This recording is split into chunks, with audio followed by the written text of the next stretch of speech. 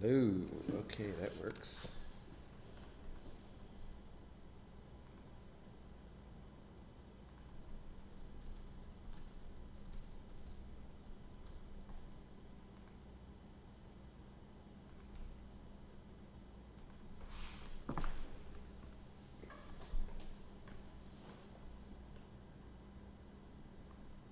Oh, good point. Good point.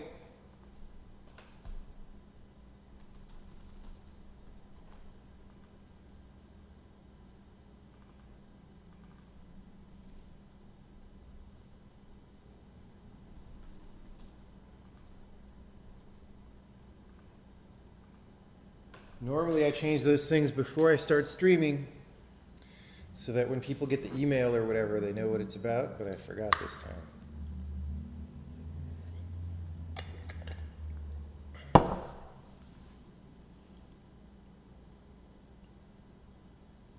Unfortunately, there's no Chicken Unknowns. I have to go to the airport in an hour, so I'm trying to get a little bit of useful work done before that time.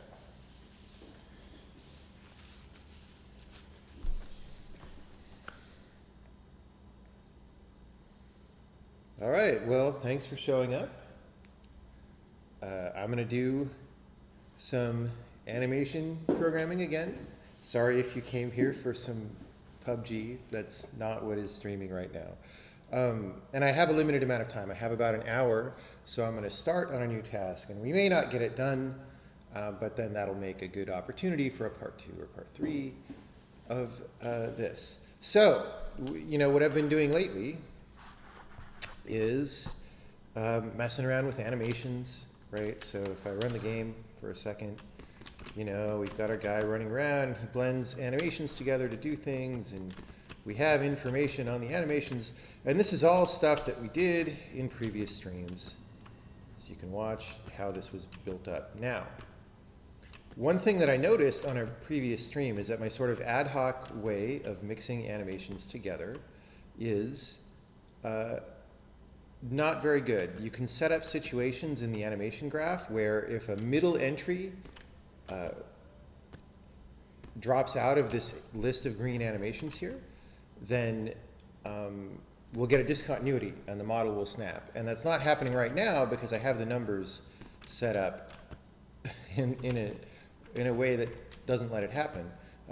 But that's actually just a symptom of a different problem, which is that the blending right now is not order independent, and so the results are going to vary, and that could exhibit itself later in other ways. So for example, you know, you might naturally have situations where the animator is editing the animation graph or is trying to set up blend trees, and you know, results start coming out differently for reasons he doesn't understand, and it's because for whatever reason the animation controller has added animations in the opposite order and whatever, and now they're different.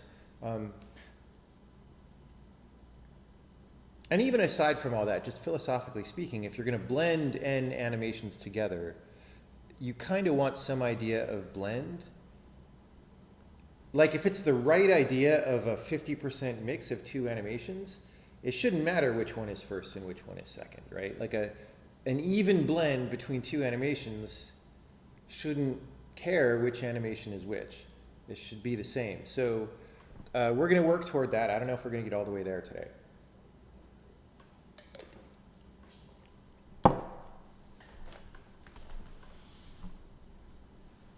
All right. So I'm going to go into not the witness source. I was doing some stuff there. We're going to go into Sokoban source animation player, and we're going to change the way. So it's got this routine called eval that mixes all the animations together. And because I'm not going to maybe finish this today, but I know that I'm going to check this in so I can work on it back in San Francisco, I'm going to say new animation, or new mixing. Well, we'll set that to true for now, and we're going to put everything we do inside an if And we'll change it back if I need to check in, and hopefully this is fine. All right, so we've got eval here.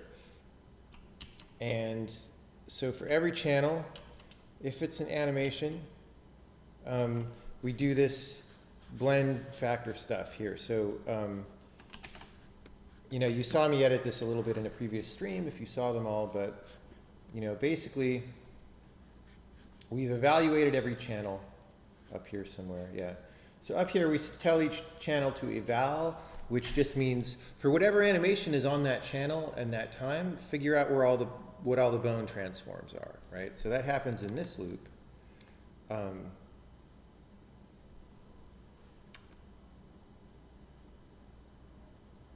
Yeah, and here we're setting up, let's make sure our current state array is big enough we did this back before we had short circuit and, so let's put that back. Let's make sure our current state array is big enough. You know, really,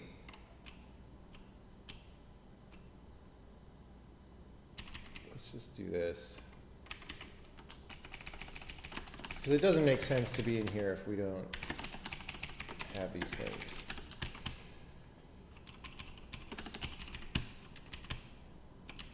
All right. So let's make sure I didn't break something there. You never know what's going to happen. All right. Now that each channel is evaluated, then for every channel we figure out what its blend factor is going to be, and we mix it back. So the old algorithm was a thing where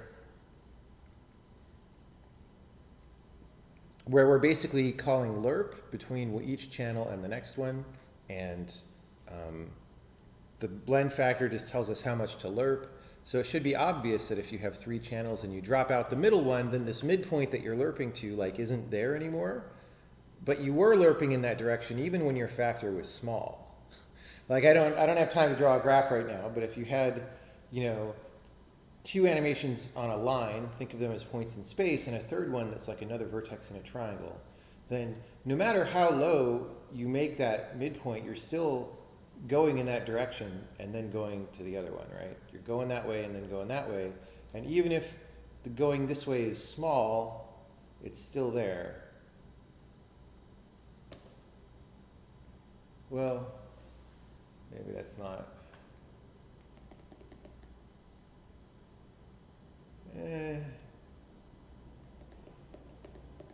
That's not a causal explanation of the problem. Never mind that analogy.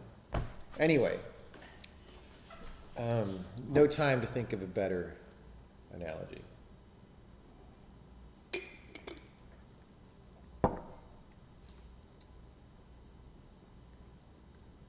Because in that thing that I said, it actually would, you know, as the lerp amount goes to 0, you would stay at the starting point. Yeah. Anyway, no time to think. So what we're going to do, though, is we're going to do our order-independent blend rather than this very order-dependent blend. So how do we do that? Well, the first thing I'm going to do is, so there's a couple of steps happening, right? There are blend factors where there's one factor on each channel about what its weight should be. And those right now start at 1.0. And then when we're going to mix an animation out, they go down to 0. So I'm going to start by using those same factors, and I'm going to change it to something like an order-independent blend. There are 2 complications. The simple complication is that animations start at 1.0, so if we switch this over, it'll be discontinuous immediately. So we're going to then need to ramp the mix factor for an animation from 0 to 1 as we ramp other ones from 1 to 0. So that's going to be interesting. And then the more complicated complication is we're doing an order-independent blend between n quaternions. And we're going to just linearly interpolate them, which if you're not an expert at quaternion usage in games, you would be like, oh my God, you can't do that. They're rotations and they're not linear and you have to slurp. And oh man, what do we do? But it's actually not really true. We have to linearly interpolate them. Now, or we can linearly interpolate them, and it makes good sense for the kinds of quaternions that we're dealing with. However, the neighborhooding, so in order to blend quaternions, you do this neighborhooding operation where you make sure they point into the same half space of quaternion space. If you don't have any idea what that means, you can look up a quaternion tutorial. The problem with that neighborhooding operation is that the obvious ways to do it are order dependent, because you neighborhood one quaternion against another one, and you can imagine a situation where you have at least 3 quaternions or more, and whichever one you happen to pick first, puts you in a different neighborhood, and then maybe a different guy flips when he wouldn't have flipped, and so forth. I actually haven't sat down to work out the math to see if that gives you a wrong answer or a different rotation in some cases, but my intuition says that it does. My intuition says you can construct a case, where you have like 3 or 4 quaternions, and depending on which one you pick, you'll get a different rotation as the result, depending on how you neighborhood. But there is a solution to that, which is to neighborhood against something constant that's not in your input, right? And there is already, so Casey Muratori has a video called something like quaternion interpolation in the rest pose, or something like that. And he points out that the rest pose of your model defines rotations for each bone that are within the neighborhood that you consider important for that character, right? And so that's what we're going to do, is we're going to basically neighborhood to the rest pose rotation of each bone. And that's the part that I probably don't have time to do today. I probably have time to do that in part 2 maybe. So in part 1, we're just going to neighborhood to the first quaternion or something, and we're going to put a to-do, this is incomplete, fix me kind of a comment there.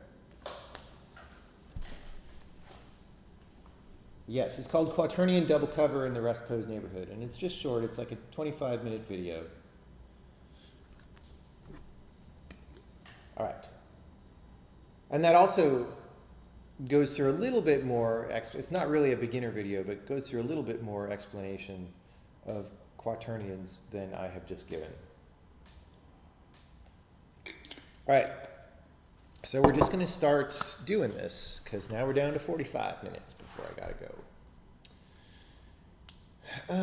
So I'm going to say it's called new mixing. So I'm going to say if new mixing, you know what?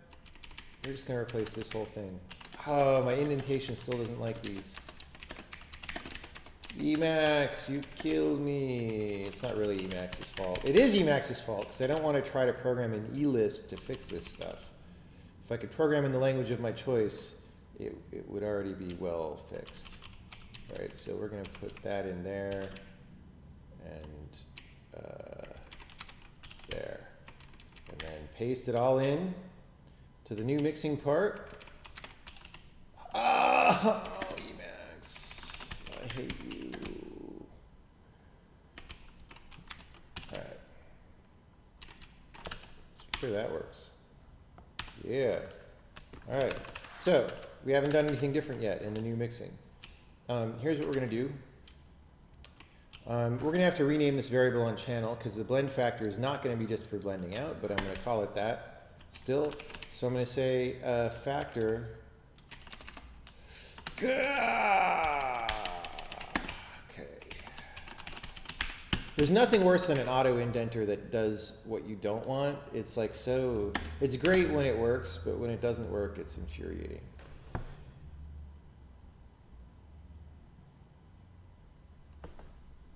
Ever heard of NeoVim? I'm not going to use a Vim variant, sorry. Channel.blend-out, no, factor is channel.blend-out T.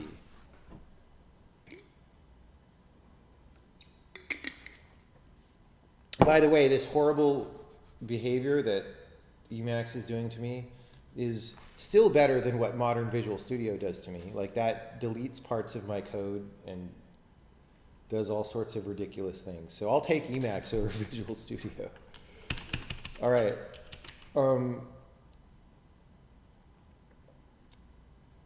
Well, we're replacing it, so we don't need this comment.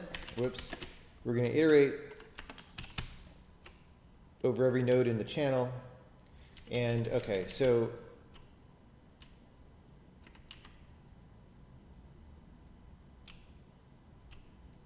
we're going to accumulate. So basically what we're doing here is we're lerping into this states relative to parent, and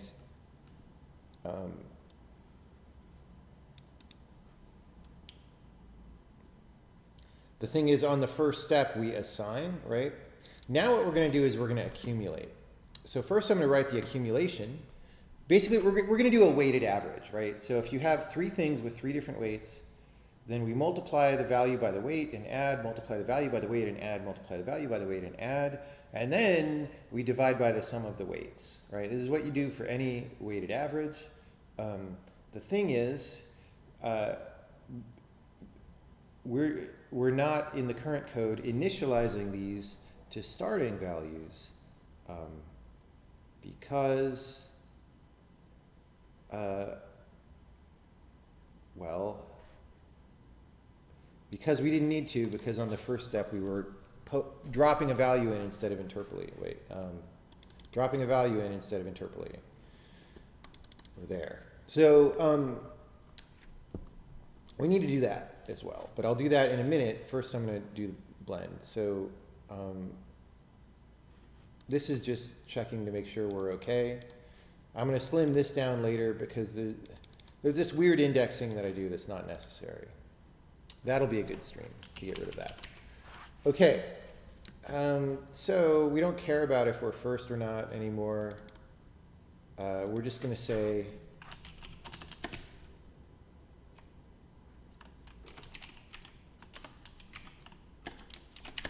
I'm going to have to probably write some operators for this thing, because this is a thing called an X-form state. Yeah. Plus equals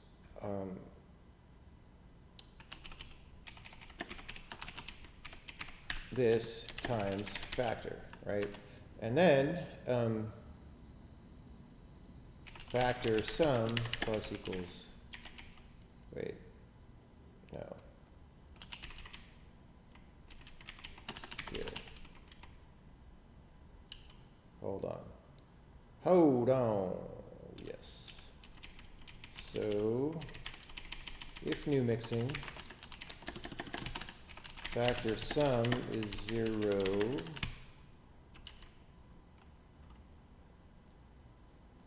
So for every channel, we're going to add a sum, right? And then for every channel, we're going to mix in this. So then we get rid of all this. Boom, boom.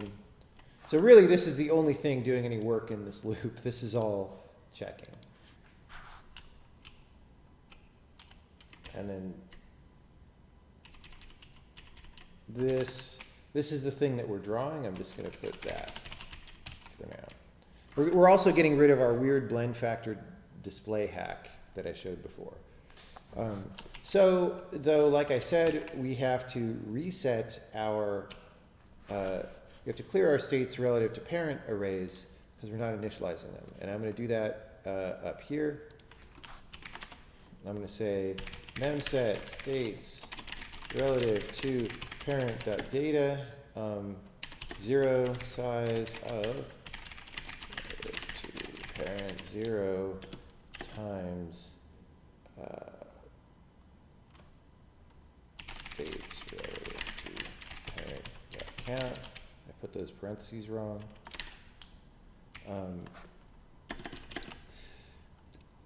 And to do make a zero array routine so that we don't have to keep doing this. It's pretty simple to just write a couple of line polymorphic routine called zero array, but for some reason I always don't want to think about it.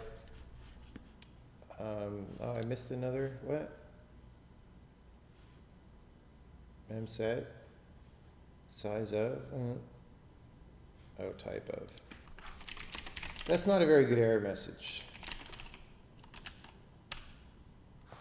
All right, so we don't have an operator times for our xform state. And I don't think that we also, look at all these operator timeses that we have. Quaternion, vector 4, vector 2, vector 3, matrix 4, vector 4, yeah. So, we need to make, let's look at xform state. Where's that defined? I should put them where I define the thing. Sampled animation.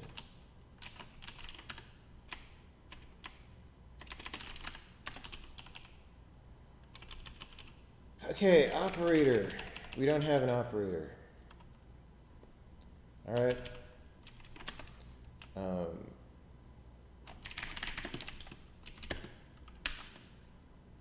I think that's how I do this. I haven't defined an operator in so long. Let me look in math to make sure. Yep, we do it like that. Well,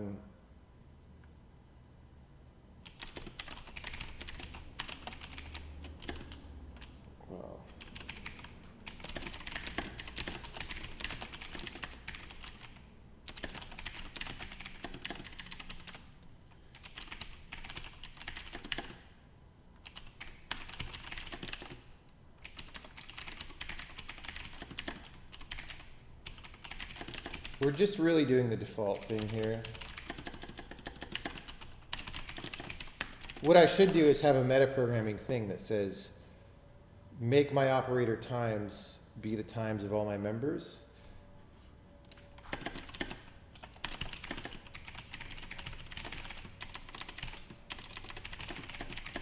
Make my operator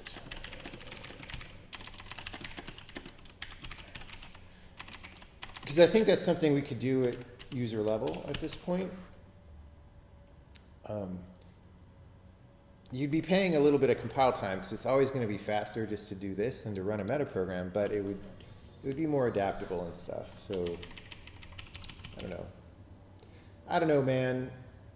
Return result. Let's not forget that. Oops. Okay. No operator plus.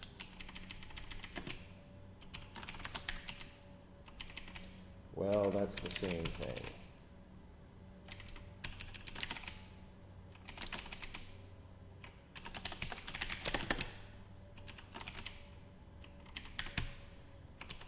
So plus, plus, plus. Oh, no, we don't want to go plus F. We want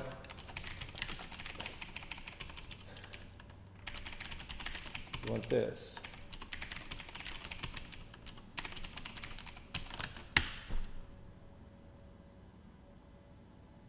Really? Oh, we don't have plus for quaternions yet.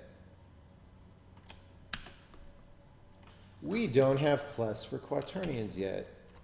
So let's do that.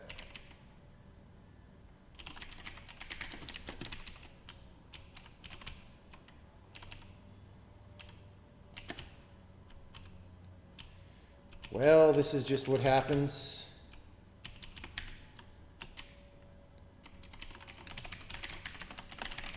I also maybe want a way to say, look, it's the same as the operator for vector 4, just replace the word vector 4 by quaternion and compile it. Okay, So this is no surprise because we haven't finished the code yet. Although maybe it is. Well, all right. So the next thing we have to do, maybe it is a little bit of a surprise because I would have expected the guy to be blown out bigger than he's supposed to be, not blown out smaller. But yeah.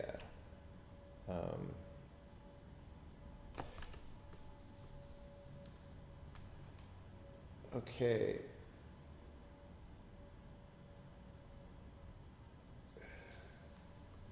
Am I doing the right thing? So we have 1 factor per channel.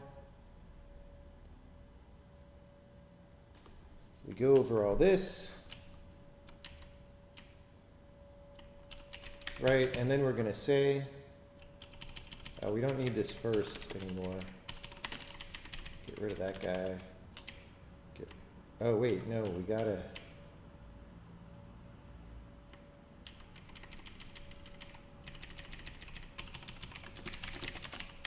Hope I didn't delete some other things that I'm going to need to turn this off when it doesn't get done at the end of the hour. Okay, so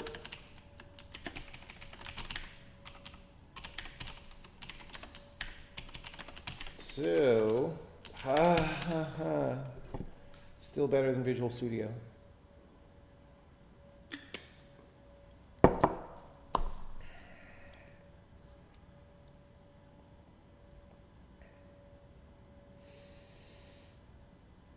Okay, we want to iterate over the states relative to parents.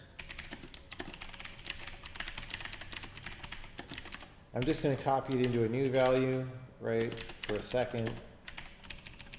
Dereference that guy times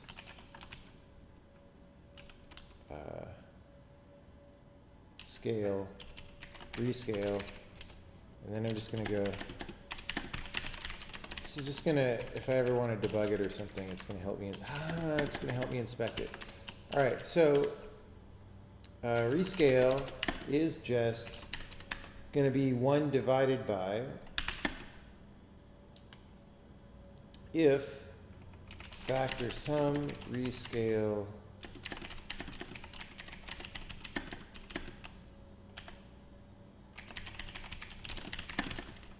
epsilon here. Undeclared identifier first. What, really? Line 226. Oh, that should be here, I guess. Yeah. Yup. All right. Hey, all right. So it's pretty good a lot of the time, and then it like blows up sometimes, which is not super surprising. Now, we haven't even neighborhooded the quaternions, first of all, so that's bananas. We're not normalizing the quaternions. So, okay, let's put some to-dos in the code. So,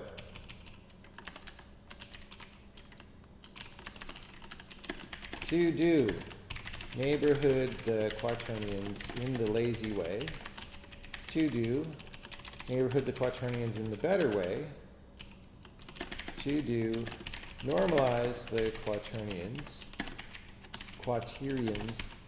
To do blend new animations inward so that we do not get discontinuities when animations start playing. Now, before I do any of that, let's make sure this still works. All right. So I'll be able to check this stuff in and not freak people out by screwing up the animation system. All right. So when we do normalized linear interpolation of quaternions, you know, we're summing a bunch of quaternions and we're dividing by this rescale, but that's not going to give us a unit quaternion in the end. It's going to give us something less than a unit long. It's going to go internal to the unit force sphere, right? A chord across the unit force sphere or whatever. So we need to renormalize it. Do I have, I must have a, yeah, okay.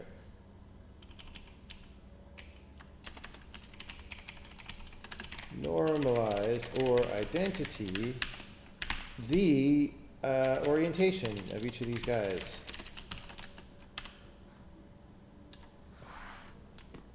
Hey, that's better. So we no longer have giant dudes. So you might think, oh, a quaternion is just a rotation, man, right?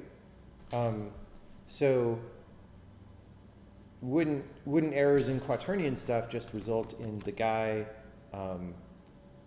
you know, turning in weird ways or whatever? But actually, the magnitude of the quaternion will scale something. So yeah. And then, you know, depending on how you make your matrix, well, it's a long story. But anyway, so that was responsible for the scaling.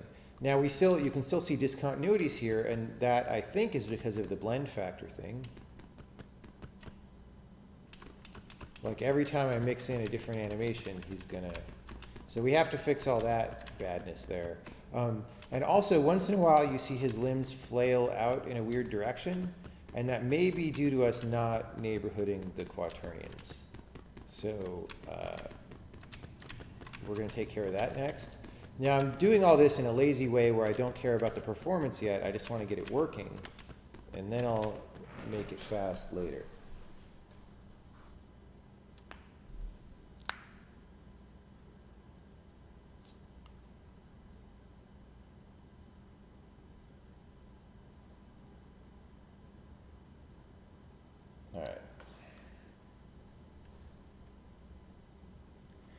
Oh, someone is saying it doesn't matter how fast Visual Studio takes to start up because you only do it once a day. I disagree.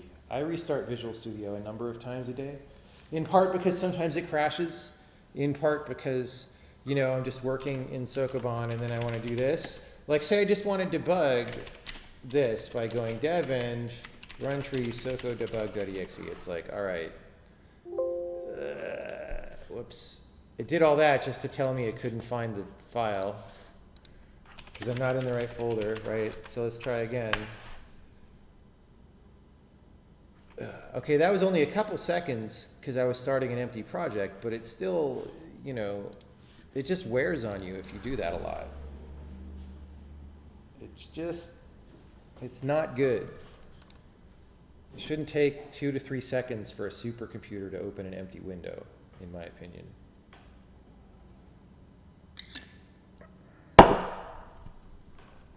I mean, I realize that I'm in the minority on this opinion, but I don't think it should take 2 to 3 seconds for a supercomputer to open an empty window. All right.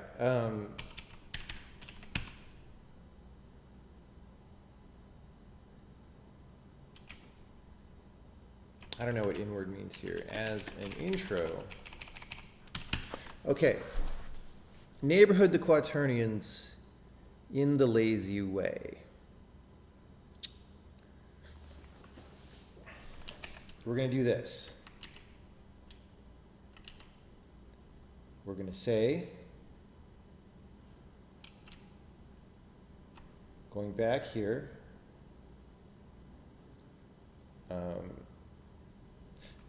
so the scaling was a finalization operation, right? Like we can do that after we've added all the guys together, but the neighborhooding we have to do on every quaternion before we sum them. Otherwise the sum will be wrong. So let's say we do it here, right? So here's the place where we add, and I'm going to say scaled is this. I'll put this comment here.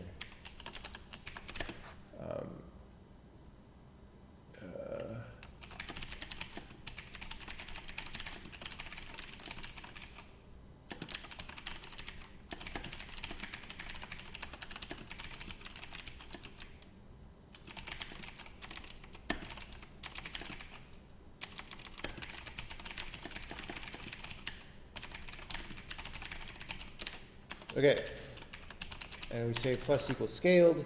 Now what that's going to let us do is the following. If dot product between, and again we're treating the quaternion just as a 4 vector here. If we take the dot product of scale dot orientation and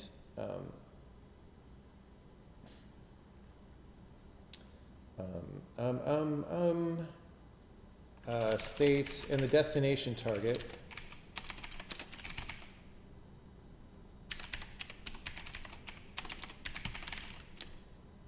if that dot product is less than 0, then scaled dot orientation, multiply that by -1 to do, this is the lazy neighborhooding we need to replace.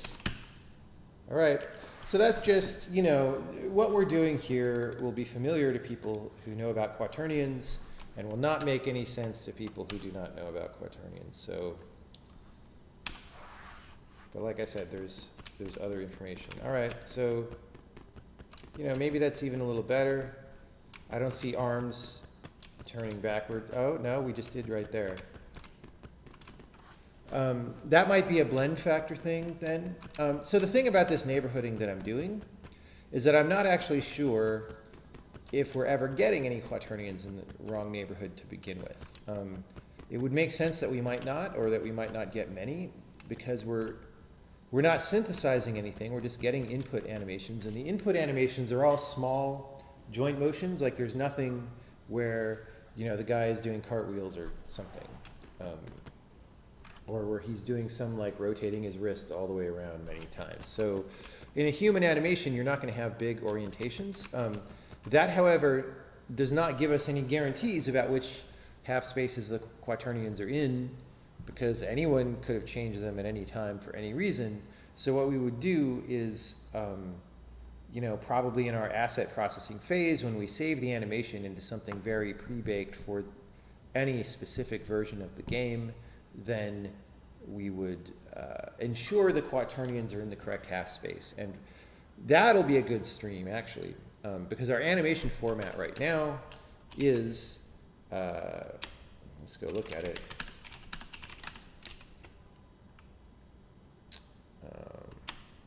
If I can even find it. I've shown this before, but come on, I'm going to go find one here.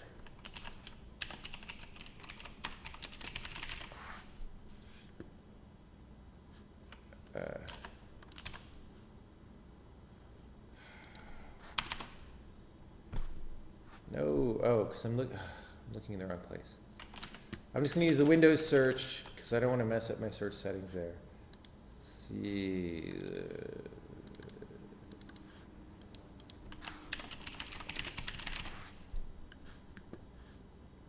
Really?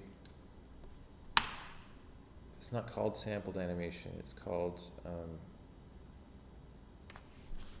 well, this is being a good refresher for me.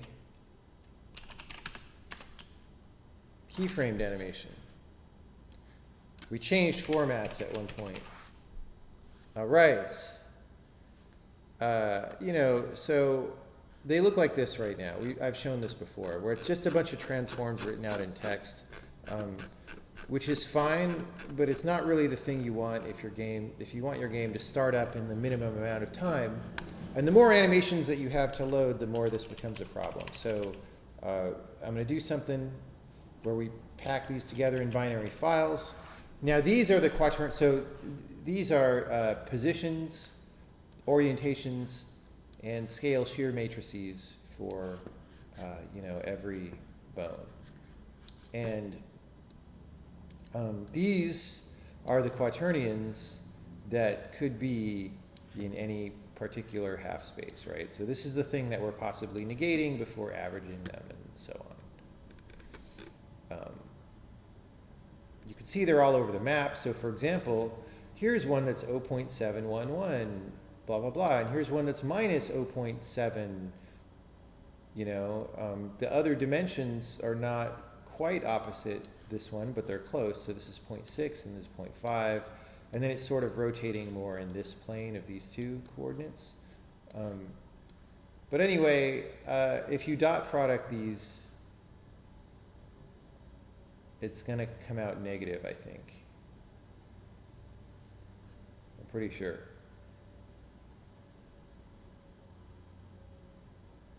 Yeah. Not super negative, but kind of negative maybe. So I think I'm doing, you know, I'm maybe picking some half space at export time that is not the one that we really want. I don't know. So it's not surprising that things are weird and that we need to do this. All right, I'm babbling now. Where were we? Player. So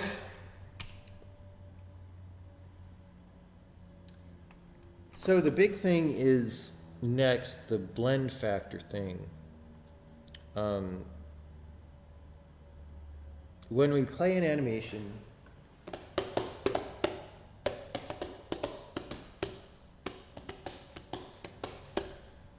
so on the animation channel, we have blend out T, blend out duration.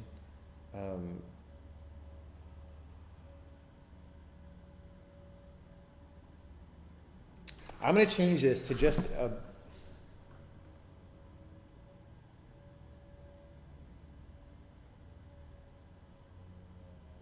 okay. Here's what I'm going to do.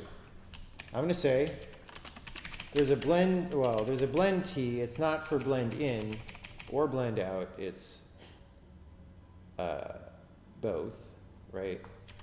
And I'm going to say, okay, blending in is a Boolean, and blending out is a Boolean. Oh, wait. So we did this one. We did the neighborhooding quaternions in the lazy way.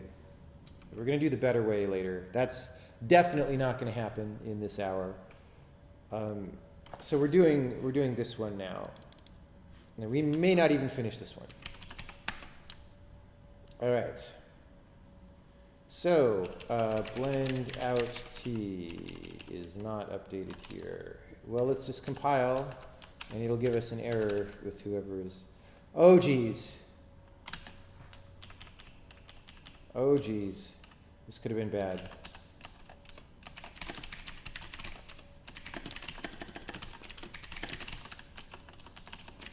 Okay, let's make sure that still works. Oh, I don't want to get stuck having to get on an airplane after I've like destroyed the old code. I hope somebody said that in chat. Blending in and blending out.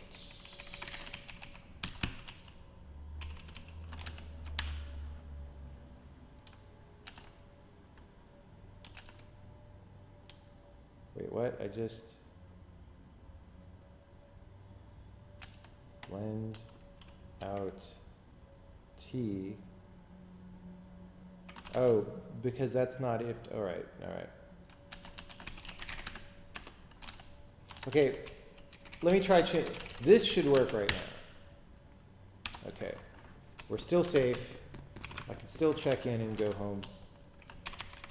Okay, so line 94.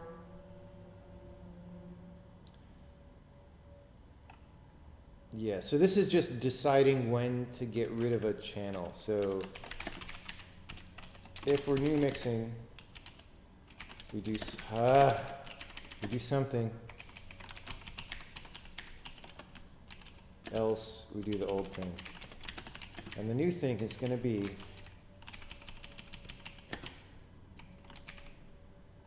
what am I doing? If we're blending out, right, so now we have a Boolean.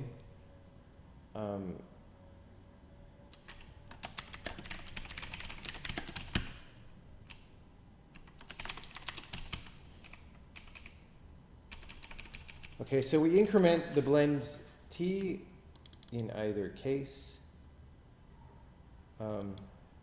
If it dot blend t is greater than or equal to it dot blend duration, well, if we're blending out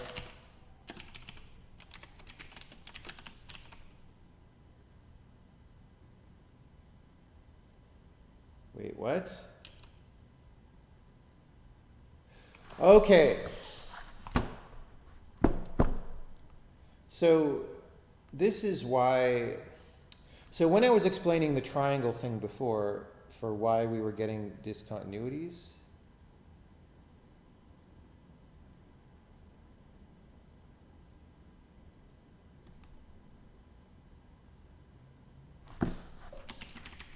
I was like, wait, no, we wouldn't get discontinuities because of that. And we wouldn't, but what's happening here is we're doing a non-ordered,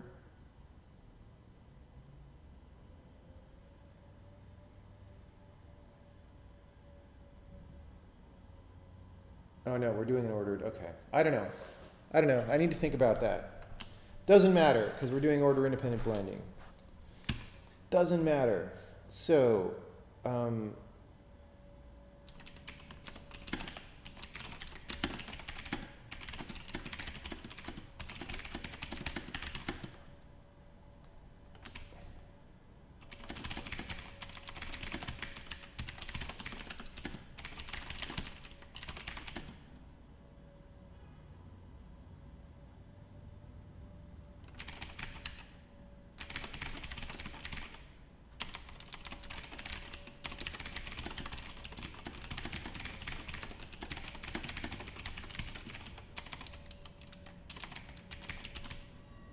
yeah, I mean, keeping the animations in the same order when one disappears from the middle might be a good enough reason to do an ordered remove from this array instead of an unordered remove. Maybe this is just a sign that I need to make ordered remove in the language be as easy as unordered remove. We'll see. Okay. You know, we're doing an ordered remove, so we have like a target index, and as we sweep along the array, the target index goes with us. But if we continue early, then we don't increment the target index right down here, which means then our next guy gets dropped into that. So we're doing an ordered remove basically by sweeping across. And yeah, if you've done this before, you know what I'm talking about. If you've done this before. So we're doing an ordered remove as we iterate over the array that we're iterating over anyway, so it makes it, you know, not be an expensive operation, whereas normally it would be because you'd have to like copy all the elements back. That is what we're doing here. So if we're blending out, else assert that we're blending in, and we're no longer blending in. We finished our blending in.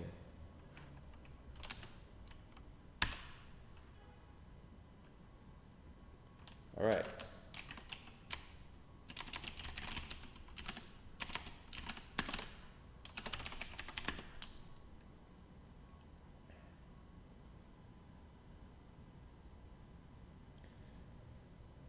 This is,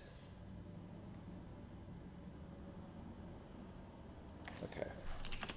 I'm going to say if new mixing, whatever.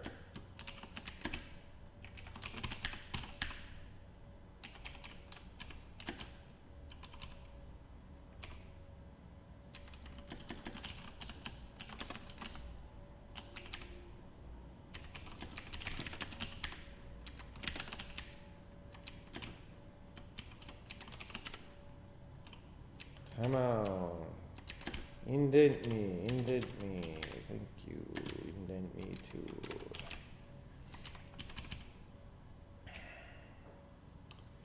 Blend out T.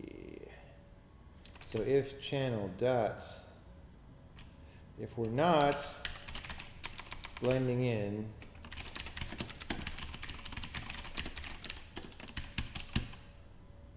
so this is just saying, look, if we're going to play a new animation and we're already playing it, then just you know, blah, blah, blah.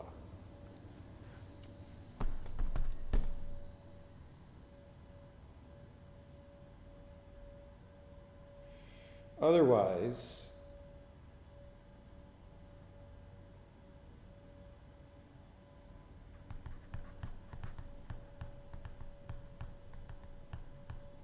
I'm going to factor this into something called start blending out.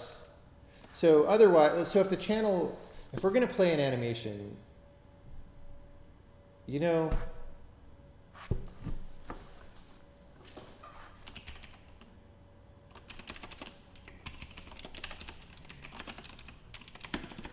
I think that given the way the new system works, we do not need to do this anymore.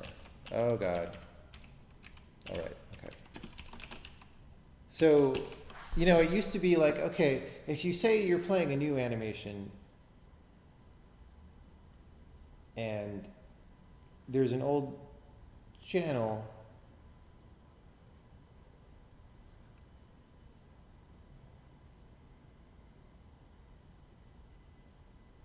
you know what? I don't think we need any of this.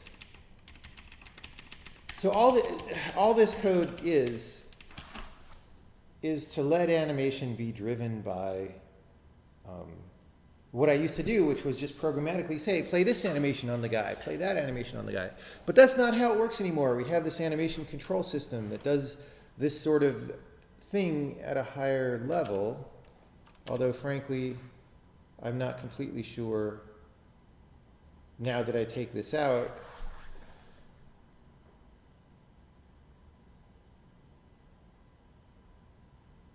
We're going to see. Okay, so this is one of those things.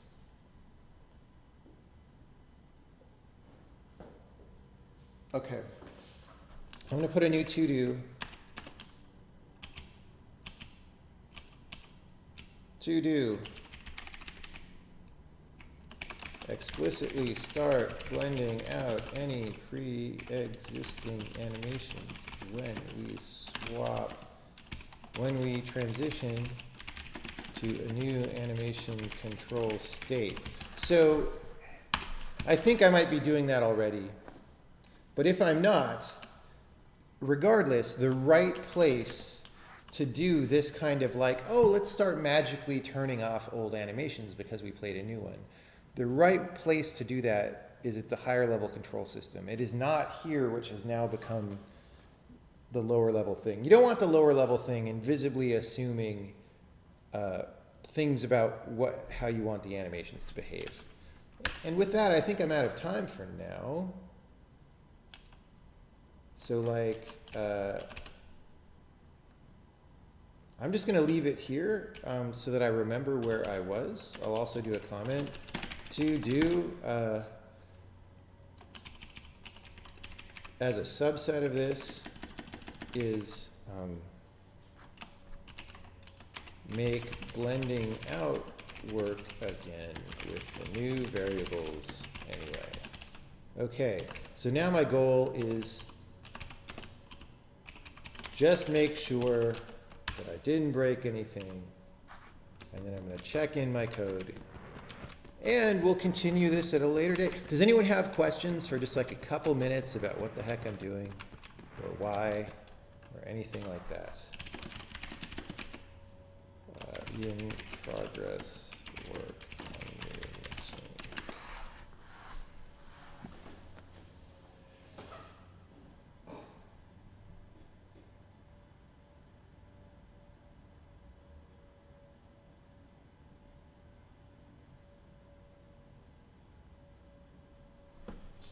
Anyone? Anyone? What advantages does this have over the old system? The advantage is that it is better defined. It is not an ad hoc blending of animations that depends very specifically on the order in which you chose to blend them. You know, like I said, a reasonable interpolation operator doesn't depend on the order of the things in which you're interpolating, if you can help it, right? I mean, there's some mathematical aspects about sometimes when you go to higher dimensions, you start losing these kind of nice mathematical properties, but while we can get them, we should get them because they're good. So like I said, you know, we don't want to end up in a situation where the animator is sort of arbitrarily changing the file and then getting changes in the output that he doesn't understand, you know, because he copy and pasted one thing from one place to another place, and now that happens to make things happen in the opposite order and the blend comes out different. We want to minimize that kind of surprises. So that's what we're doing here. Can I give a 10-second Cliff Notes version? No, because the stream is about to end and I'm about to get on an airplane. What is the difference between an ordered remove and an unordered remove? So the fast way, if you're going to remove an element from an array, like you're iterating over the array, or even if you're not iterating, if you're just going to remove an element from the middle, then what you do is you take the item off the end and drop it in the middle and decrement the length counter on the array so that the copy of the guy on the end that you just dropped on the middle, nobody will look at anymore, right? That's the fast way to remove an element from the middle of an array. The problem is that it changes the order of elements in the array. And so if you care about the order of elements in the array, that's bad. So, you know, in many cases, in the vast majority of cases, I do not actually care about the elements in the array, right? I'm using the elements of I'm using the array as something like a set where I just want the members of the set, but I don't have a concept of order. But in this case, probably I did care about the order. And so I was doing a more complex ordered remove that the compiler doesn't really help you with. So I had to do it in user code the regular way. Can I show the new animation discontinuities with 1/16 speed? Not really. I mean, let's do it for a second. Oh, no, because I have it turned off. No, I got to go. Where did you get the graphics? Did you get it designed for this project? It looks good. Yeah, I mean, we've got a team working on it, and these are not final graphics by any means. They are placeholders. But they're working towards final, right? We're trying to get the feel of the game nailed down.